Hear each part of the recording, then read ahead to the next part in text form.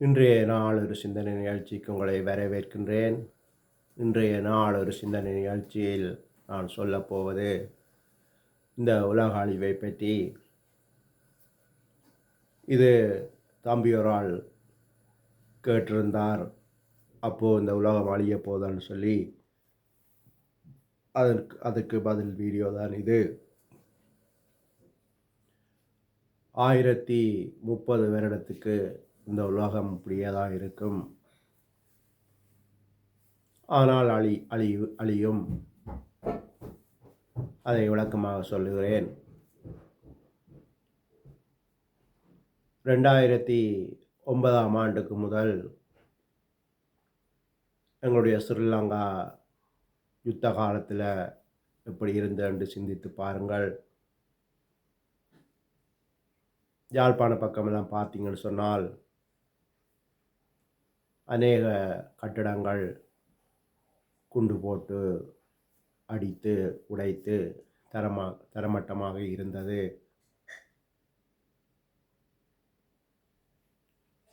அதுக்கு பிறகு முள்ளிவாய்க்காலை பார்த்தீங்கன்னு சொன்னால் அங்கேயும் பெரிய அழிவு வந்து 2.5 லட்சத்துக்கு மேலே சனங்கள் இறந்தார்கள். இதுவும் உலக அழிவு தான். இப்போது காசாவில் பார்த்தீங்கன்னு சொன்னால் 70 வீதத்துக்கு மேற்பட்ட காசா கட்டிடங்கள் இடித்து ஆக்கிவிட்டார்கள். 80,000 பேருக்கு கிட்ட இறந்து விட்டார்கள். இதுவும் உலக அழிவு தான். ஆனால் இந்த காசால கட்டிடங்கள் இடிந்து தரமட்டமாக இருக்கிறது. 80,000 பேர் இறந்தார்கள்.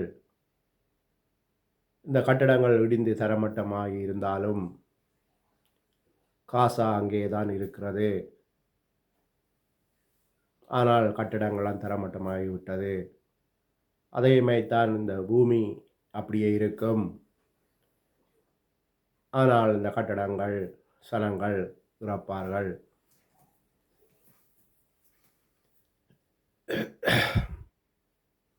உக்ரைன் ரஷ்யாவையும் பார்க்கலாம். அங்கேயும் கட்டிடங்கள் இடிபடுகிறது, சனங்கள் இறக்கிறார்கள். ஆனால் உலகம் அப்படியே இருக்கிறது. ஆனால் யாழ்ப்பாணத்தில் இப்போது கட்டிடங்கள் கட்டிவிட்டார்கள். ஆனால் இந்த காசாவில் கட்டப்படாது.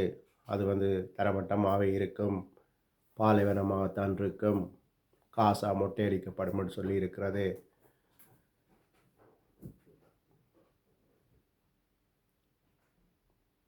அதுதான் சொல்லுகிறேன், பூமி அப்படியே இருக்கும். ஆனால் சனங்கள் அந்த 5 வருடத்துக்குள்ளே நடக்க போகிற வீடியோன்னு சொல்லி போட்டிருந்தேன். அதில் சொல்லியிருப்பேன் எத்தனை ஆயிரம் சனங்கள் இறப்பார்கள்னு சொல்லி. இன்னொரு கதை சொல்ல வேண்டும். இத்தாலியில் மிலான் என்று சொல்லி இடம் இருக்கிறது. அதிலேருந்து ஃப்ரான்ஸ் வாரத்துக்கு ஸ்பீட் ட்ரெயின் எக்ஸ்பிரஸ்ன்னு சொல்வார்கள். அந்த ரெயினில் வந்து கொண்டிருந்தால் அந்த ஸ்பீட் ட்ரெயினிலே அந்த ரெயின் குகைக்குள்ளால் போகும், இருட்டாக இருக்கும். அது ஸ்பீட் ட்ரெயினே வெளியில் வாரத்துக்கு 1/4 மணி நேரம் பிடிக்கும். அது மாதிரி தான் இந்த உலகமும் இருளை தேடி போய்கொண்டிருக்கிறது.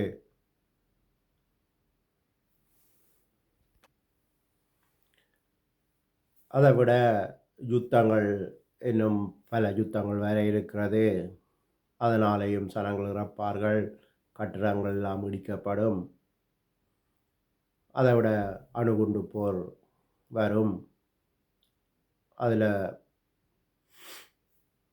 சில நாடுகள் பற்றி எரியும். இப்படியாக உலகம் அழிந்து கொண்டு போகும். ஆனால் இந்த உலகம் இன்னும் இந்த பூமி அப்படியே இருக்கும். நான் ஆரம்பத்தில் சொல்லியிருந்தேன், நான் 1030 வருஷம் என்று சொல்லி. ஆனால் 15 வருடம்தான், 15, 20 வருடம்தான் நாங்கள் எதிர்பார்க்கலாம். அதுக்கிடையில பல யுத்தங்கள், இப்ப இருக்கிற உலகத்த அப்ப பார்க்க முடியாது. எப்படி இருக்கும் என்று கற்பனையும் பண்ண முடியாது. 15, 20 வருடம்.